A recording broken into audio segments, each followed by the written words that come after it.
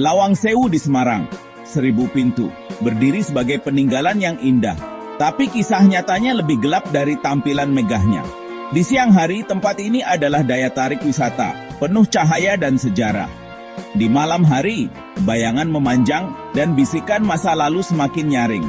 Pintu dan lorong yang tak berujung menciptakan labirin, membuat pengunjung merasa tersesat dan tidak nyaman. Tapi misteri sebenarnya bukan di ruangan atas, itu terkubur di ruang bawah tanah yang gelap dan terendam air. Sedikit yang berani masuk, tapi mereka yang melakukannya berbicara tentang kehadiran yang menyeramkan. Ruang bawah tanah inilah tempat reputasi horor Lawang Sewu benar-benar dimulai.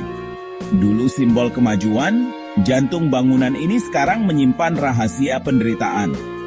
Keindahannya menyembunyikan sejarah rasa sakit, bergema di bawah permukaan kota. Pertanyaannya tetap, apa yang sebenarnya terjadi di kegelapan bawah? Apakah cerita-cerita itu hanya legenda? Atau adakah sesuatu yang benar-benar menunggu di dalam bayangan? Pintu Lawang Sewu mungkin tak terhitung, tapi rahasianya bahkan lebih banyak lagi. Lawang Sewu dimulai sebagai mercusuar kemajuan, dibangun oleh Belanda sebagai markas kereta api. Aula-aulanya dulu ramai dengan inovasi dan ambisi, simbol modernitas di Jawa kolonial. Tapi sejarah berubah. Ketika Perang Dunia II mencapai Indonesia, tentara Jepang merebut bangunan itu. Tujuan Lawang Sewu berubah dalam semalam, dari pusat koneksi menjadi benteng ketakutan. Kempeitai Jepang mengubah kantor menjadi ruang interogasi dan sel. Keanggunan bangunan menjadi latar belakang penderitaan dan kebrutalan. Para tahanan, Belanda dan Indonesia, ditahan, diinterogasi, dan lebih buruk lagi. Suara-suara bisnis digantikan oleh keheningan dan jeritan. Warisan Lawang Sewu selamanya berubah. Dinding-dindingnya menyerap trauma perang. Apa yang dulunya merupakan landmark yang membanggakan menjadi simbol rasa sakit. Babak gelap ini masih menghantui setiap koridor. Kengerian ruang bawah tanah melahirkan legenda Lawang Sewu. Yang paling menyeramkan, selama pendudukan, sel-sel yang sempit dan terendam air menjadi tempat penyiksaan dan kematian. Hantu yang paling terkenal adalah wanita Belanda tanpa kepala, yang konon berkeliaran di ruang bawah tanah, mencari kedamaian.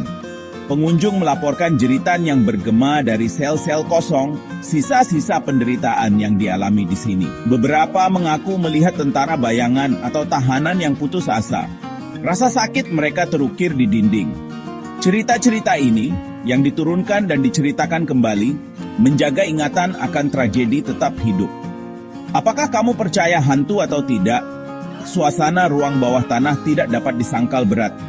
Legenda-legenda itu lebih dari sekadar cerita. Itu adalah gema trauma yang nyata. Reputasi Lawang Sewu yang berhantu berakar pada kebenaran masa lalunya. Ruang bawah tanah tetap menjadi tempat di mana sejarah dan ketakutan tidak dapat dipisahkan. Banyak pengunjung merasakan hawa dingin yang tiba-tiba di ruang bawah tanah, yakin mereka telah bertemu roh. Tapi sains menawarkan jawaban lain. Ruang bawah tanah Lawang Sewu dirancang untuk pendinginan alami. Udara lembab, air, dan ventilasi cerdas menciptakan titik-titik dingin. Tidak perlu hantu. Lingkungan yang basah dan lembab memperkuat sensasi, membuat udara terasa lebih dingin. Hembusan angin dari koridor panjang dan ventilasi terbuka bisa terasa seperti sentuhan hantu. Efek fisik ini adalah hasil dari rekayasa cerdas, bukan hal gaib. Tujuan asli bangunan untuk tetap sejuk di tengah panas tropis masih berfungsi hingga hari ini. Apa yang terasa seperti hantu seringkali hanyalah bangunan yang melakukan tugasnya. Memahami sains tidak menghilangkan rasa takut, tapi menjelaskan banyak misteri. Terkadang hal-hal yang paling menakutkan memiliki penjelasan yang paling sederhana. Jadi mengapa Lawang Sewu masih sangat menakutkan bagi banyak orang?